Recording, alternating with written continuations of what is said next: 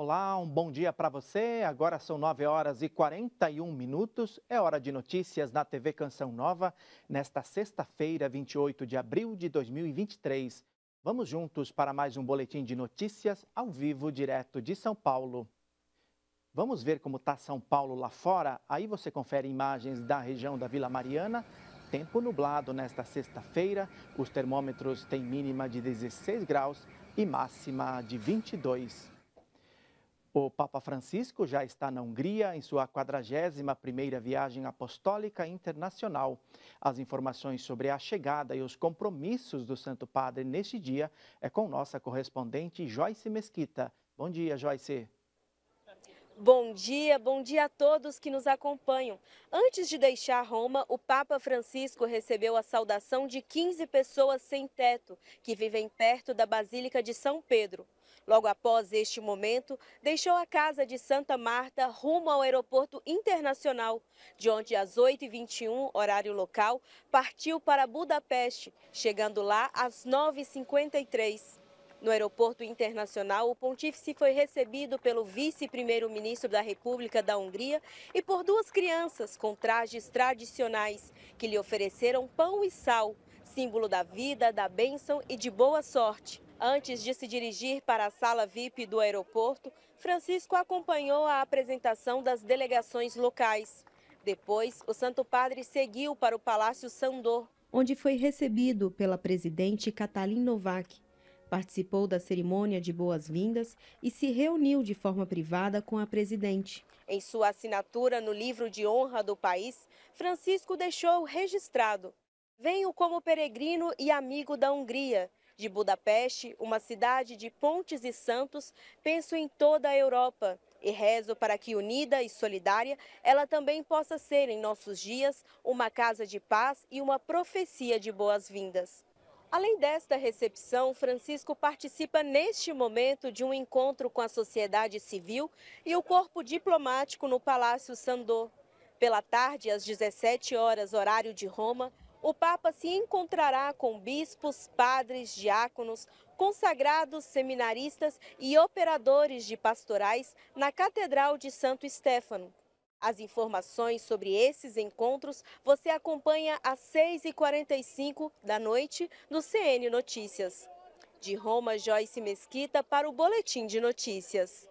Obrigado, Joyce. E agora vamos direto para Aparecida, interior de São Paulo, saber como será este último dia de Assembleia Geral dos Bispos do Brasil.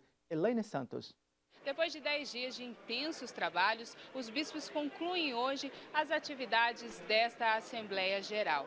Daqui a pouco tem a posse da nova presidência, que tem Dom Jaime Spengler como presidente, Dom João Justino como primeiro vice-presidente, Dom Paulo Jackson como segundo vice-presidente e Ricardo Reppers como secretário-geral. Logo após esse momento, tem a primeira coletiva de imprensa com a nova presidência e a missa de encerramento. Nesta Assembleia Geral também foram eleitos os 12 presidentes das comissões episcopais, além dos representantes do CELAM e do Sínodo. O episcopado também divulgou 3 cartas, uma ao Papa Francisco, outra aos brasileiros e a última ao dicastério para os bispos. De Aparecida, Elaine Santos, é a Canção Nova na Assembleia Geral dos Bispos do Brasil. Obrigado, Elaine, e a toda a nossa equipe que atuou aí na cobertura da 60ª Assembleia Geral da CNBB durante todos esses 10 dias. Parabéns pela cobertura. Uma pesquisa realizada pela Fundação Getúlio Vargas entrevistou 572 profissionais para investigar como políticas de cuidado com a saúde mental vêm sendo implementadas pelas empresas, principalmente no período pós-pandemia da Covid-19. A repórter Aline Mércio tem mais detalhes. Bom dia, Aline. Isso mesmo, Sidney. Bom dia a você, bom dia a todos que nos acompanham. Olha, 71% dos entrevistados disseram que tiveram diagnóstico de algum transtorno mental e 63% disseram que não tiveram apoio da liderança com o problema. Mais cedo eu conversei com um dos autores desse estudo que nos trouxe algumas soluções para estes casos. Vamos conferir. Sim, eu acho que são vários pontos, né? E o central acho que é entender que a organização é um veículo, e esse veículo, basicamente, ele está aqui para fornecer o melhor contexto, as melhores condições para os próprios colaboradores realizar as suas tarefas, desenvolver o seu potencial. Ou seja, como é que eu consigo dar autonomia para os meus colaboradores nas tarefas? A gente sabe que quanto maior a autonomia, quanto mais é possível os colaboradores ter uma produtividade mais elevada, ter uma capacidade criativa mais elevada. Então, como é que no meu contexto, como na definição das tarefas, na participação que eu deixo os meus colaboradores tomarem decisões, poderem opinar sobre a maneira de realizar essas tarefas, isso é muito importante. E aí a gente vê também uma outra peça fundamental, que é o papel do líder. Então, nós precisamos que os líderes também tenham essa capacidade de, obviamente, entender melhor as necessidades dos colaboradores, ter essa capacidade, essa maturidade de gestão que faça com que eles também consigam organizar esse contexto da melhor forma, para que o colaborador possa se desenvolver, possa se realizar. Temporais na região norte e frente fria no sudeste são destaques da previsão do tempo para esta sexta-feira. Os temporais ainda atingem partes da região norte, do Maranhão ao Ceará, além de Minas Gerais, Rio de Janeiro e Espírito Santo. No sudeste, a frente fria que causou grandes acumulados de chuva se desloca do estado de São Paulo e agrava as instabilidades em Minas, Rio e Espírito Santo. Um sistema de alta pressão presente no estado paulista deixa o tempo firme.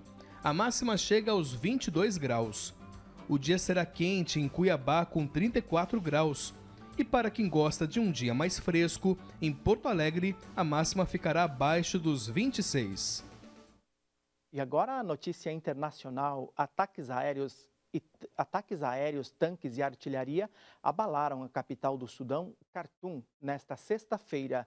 E um pesado bombardeio atingiu a cidade adjacente de Bahri, de acordo com testemunhas. Estes eventos aconteceram apesar do exército e uma força paramilitar rival terem dado uma trégua de 72 horas. O conflito fez centenas de vítimas e milhares fugiram do Sudão desde o começo da disputa pelo poder, em 15 de abril. E também hoje, a Rússia lançou mísseis contra cidades da Ucrânia, tirando a vida de pelo menos 12 pessoas. Esse foi um dos maiores ataques aéreos em quase 2 meses. Na manhã de hoje, um prédio residencial na cidade de Uman foi atingido enquanto as pessoas ainda dormiam. Equipes de resgate trabalham no local. Moscou diz que não visa civis deliberadamente, mas seus ataques aéreos e bombardeios já mataram milhares de pessoas e devastaram cidades e vilas em toda a Ucrânia. Kiev diz que ataques em cidades distantes das linhas de frente não têm propósito militar, e sim de intimidar e ferir civis, e reforça que é um crime de guerra. E agora um pouco de cultura. Em Belo Horizonte, a exposição Minas Santa Ritos da Fé tem chamado a atenção dos visitantes. A mostra reúne peças sacras de grande valor histórico e significado para os católicos. Quem traz mais detalhes é a repórter Gabriele Dutra. Bom dia, Gabriele. Bom dia, Sidney, a todos que nos acompanham. A exposição que acontece aqui no Museu Mineiro é uma oportunidade para o público conhecer um pouco mais sobre a arte sacra e peças que relacionam Minas Gerais com a religiosidade. Quem traz mais detalhes para a gente é o subsecretário de Cultura, Igor Assi. Igor, bom dia. O que é essa exposição e o que o público pode encontrar, ao visitar? Primeiro, bom dia a todos os telespectadores. Muito obrigado pela oportunidade de destacar o Minas Santa Ritos da Fé na TV Canção Nova. Aqui nessa exposição vocês podem conferir vários objetos sacros que misturam tanto a religiosidade, como você bem disse, mas com a nossa cultura tão individual e tão plural ao mesmo tempo, que é a cultura mineira, que traz o barroco. Então, nós temos aqui nessa exposição, aqui no Museu Mineiro, que faz parte do Circuito Liberdade, um oratório do século XVIII, que trabalha o artesanato mineiro, que tem todas as individualidades do artesanato, o tapete da FAOP, que mantém a tradição cultural. Temos objetos aqui da Arquidiocese também, que junto conosco fez essa exposição, ou seja, são inúmeros trabalhos que podem ser vistos aqui no Museu Mineiro até no dia 1º de maio. E como as pessoas podem fazer para visitar a exposição? A exposição é gratuita, então até 1º de maio, no horário comercial, vocês conseguem chegar, não tem um número limitado de pessoas, nada disso. Fica aberto até 1º de maio, no horário comercial, é somente entrar. Ok, Igor, muito obrigada pela participação. Então, lembrando, até o dia 1º de maio ainda dá tempo de vir ver a exposição. E mais detalhes você confere hoje à noite no Canção Nova Notícias. De Belo Horizonte, Gabriele Dutra para o Boletim de Notícias. Obrigado, Gabriele. Tá aí uma boa dica para o fim de semana. O Boletim de Notícias fica por aqui. Reveja nosso conteúdo no Canção Nova Play e continue bem informado acessando o nosso site noticias.cançãonova.com. Logo mais às 6:45 da noite, tem mais informações no Canção Nova Notícias.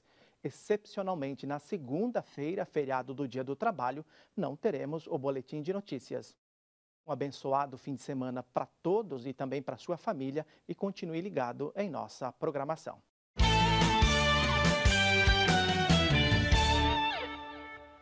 A Canção Nova